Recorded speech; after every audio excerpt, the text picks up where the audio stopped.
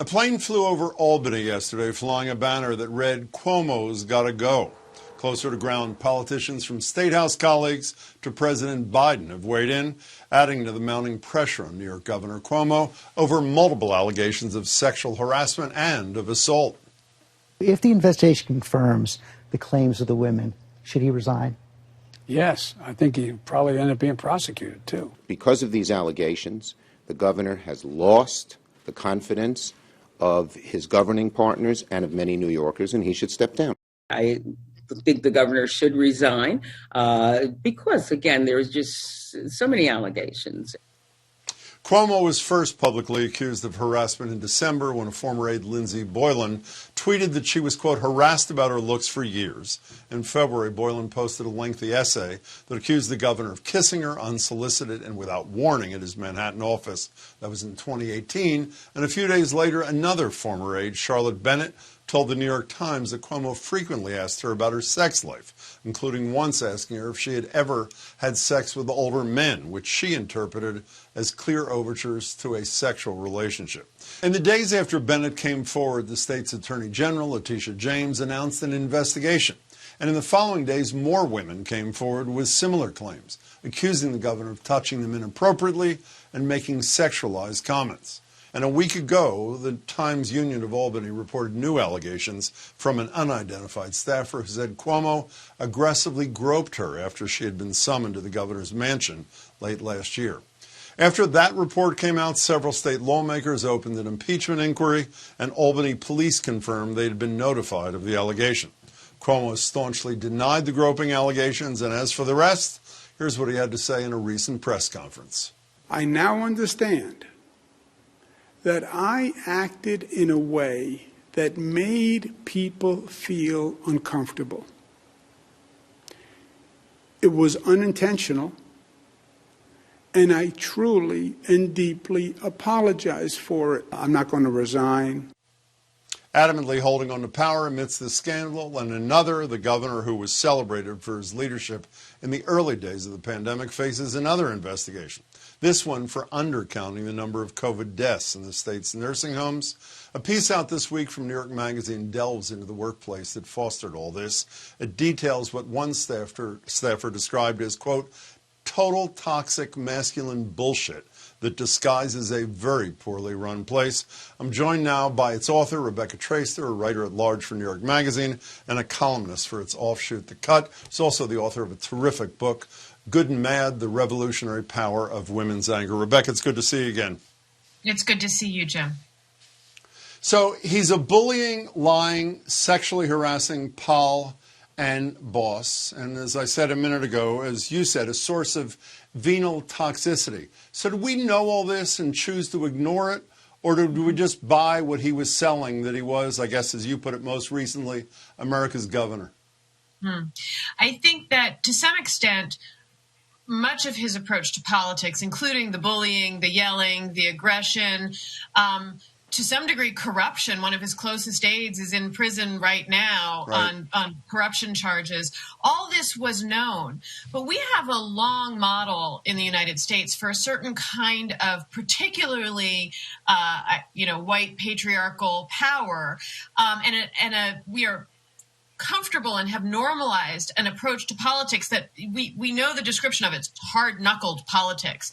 And it is a view of political power that I feel very often confuses brutality with strength or commitment or passion, especially when coming from an old-fashioned kind of brute, aggressive politician. And there has been a line about Cuomo for many years. And this was true even a few weeks ago in a report on his bullying in the New York Times, where some people defended him and called him a master of brutalist political theater. Like that's a good thing, and said, you have to admit it's effective.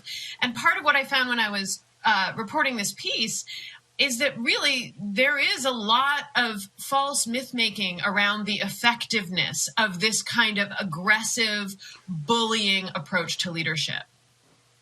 Well, speaking of white patriarchal power, and my description before, bullying, lying, sexually harassing, add expert hating and policy avoiding, other than serially sexually assaulting, the anti-Trump governor is Donald Trump by your account, isn't he?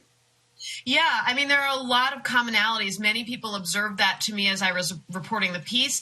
They both have a drive toward the cameras, toward public performance of their authority and dominance. Hate experts drive them out of government institutions. Then there is the sort of approach to objectification and diminishment of women and the maintenance of their own power, sort of to its own end. You know, you write, and I can't read my writing, so I'm going to get this close to right. My apologies in advance. The extremity of the bad behavior in the Weinstein case limited the conversation about workplace harassment. I think I got it mostly right there. Flesh that out a little bit, if you would, Rebecca.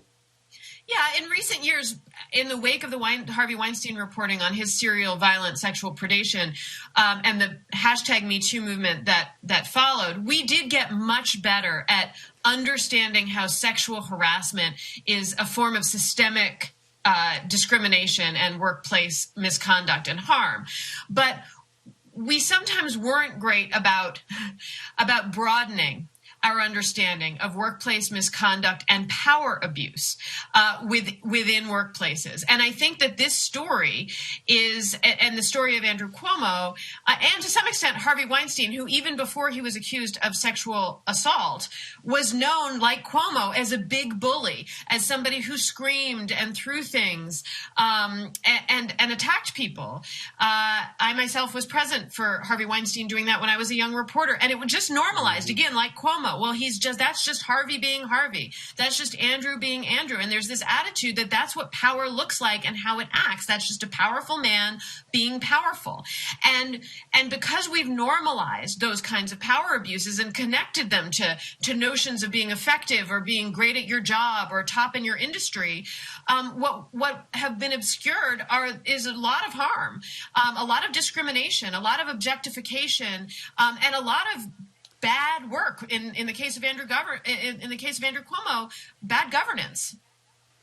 You know, you spoke to, I think you said 30 women who had some connection, staffers, worked with them in some capacity. Were there outliers, or essentially did virtually everybody, other than current high-level staff who were his primary defenders, were there outliers, or did they all buy into that bill of particulars you just shared with us? No, the uniformity of the responses I got from people, I mean, everybody had different particular stories or perspectives. And a few said things like, well, a few were still proud of the work that they had done within the government. Some others said nothing got done. You know, there were differing feelings on the quality of the work that was done within the administration. But as far as the description of the workplace practices, I heard the same things over and over again, patterns that were so clear. And this is throughout the entire period of his governorship, you know, from his first term right up through the summer of 2020, when he was being hailed as America's governor for having governed well through COVID, which turns out also to have been a lot of myth-making. You know, I don't know why, but the one story that I can't get out of my mind from my first read of your thing, I hope I get her name right. I think it was Caitlin, who he met when she was working for a lobbying firm or something for maybe, I think you described it, I apparently have it right, for 2 minutes. Can you tell that story, Rebecca? Yes. Caitlin was a young woman in her 20s, 27, and she had just gotten a new job at a lobbying firm, and she'd been there about 6 weeks when she staffed a party, a fundraiser for Cuomo that firm was throwing. And when he came over to greet the people who'd been working at that fundraiser, he made a beeline for her and sort of took her in an awkward dance move, a very unusual, not a professional approach to somebody, you know, cheek to cheek and in front of a camera to take a picture, and said to her right off the bat, she said she used to work for another politician, and he said, well, you'll soon be working this time in state government. And she didn't understand what he meant. And then a couple days later, she got a call asking her to come in for a job interview. And she knew the whole time. She describes knowing the whole time this could only have been about her appearance. He didn't know anything else about her based on their 2-minute interaction. He'd made her feel uncomfortable in the moment in a professional setting with her new colleagues, right? Her new team, who she'd just been working with for 6 weeks. And afterwards, everybody was saying, ooh, the governor likes you. And then within a couple days, she was summoned to his office. Her new bosses and some of her longtime mentors agreed, you don't really have much choice. He's the governor. You got to go in for the job interview. And within about a week, she was offered a job that she was told by many of her superiors she really had no choice but to take. And then she describes in great and I think very moving detail so many of the instances of diminution and demeaning treatment and that she experienced while working for him. Rebecca, the thing that got him in trouble to begin with before all this was this, as I said, the undercounting of the number of deaths. And, ironically, at the same time that he's winning an Emmy and, as you say, being celebrated for being the sort of the straight talk express on COVID with these daily press briefings that were juxtaposed always with this total crap from Trump. That, too, was not aberrational in terms of his manipulation. I think you mentioned in your piece the Moreland Commission, which I actually had heard about. I lived in New York a while ago, which was, a commission looking into public corruption. When he didn't like where they were going, he just shut it down, correct? He shut it down within a year of founding it after, and there was a lot of great reporting on this at the time, after having been found to have obstructed their investigations in cases where they got too close to his associates. It's so Trumpian. It is just, I know I said it, but the more we talk and the more I think about your piece, it really, you could have juxtaposed one name for another and maybe changed the location and you get the same guy. I want you to try to explain a few numbers to me in light of everything you wrote and everything you're saying. Here is a Siena College poll. There are two pieces from it this past Monday. Do you think Governor Andrew Cuomo should resign? This is obviously New Yorkers. 50 to 35 say no. We'll go on to another one. Are you satisfied with the way Governor Andrew Cuomo has addressed the allegations? An overwhelming 57 to 32. I was surprised. Were you? How do you explain these kinds of numbers? Well, again, one of the things that we are working through as a society is working to take apart the way we've normalized these kinds of power abuses. Right?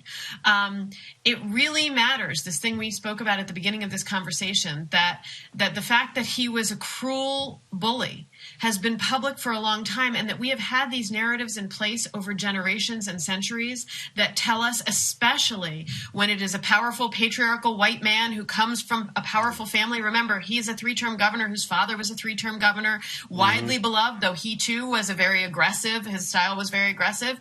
And we have been told, raised on the idea that being aggressive in that way, especially if you're a powerful white man, is a sign of your proficiency. And it takes a long time to readjust our thinking on what is appropriate, what is and what represents efficient, good governance. And so this is a process. And listening to people who have less power tell stories of the way that they were abused, sidelined, and discriminated against, that's something that is a long-term project for all of us. So in the minute we have remaining, a little Nostradamus time, his fate rests, unless he runs for re-election, makes it that far, in the hands of fellow Democrats in the legislature with this impeachment inquiry, able to begin at least, the Democratic Attorney General, Democratic members of Congress, many of whom in his state, including the two most powerful senators there, calling for his resignation. Does he outlast them all? Well, I think there are recent models for how you outlast something like this. I think if you look to Virginia, for example, and see Ralph Northam and Justin Fairfax, the Democratic governor and lieutenant governor, who Northam was found to have participated in blackface in medical school.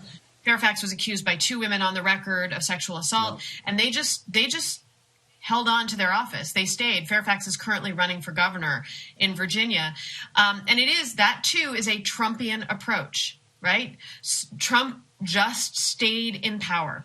And so is there a scenario in which Andrew Cuomo just stays in power? Of course there is. Of course there is. And it certainly seems to be the direction he thinks he's headed in. But we're also still in the midst of reporting.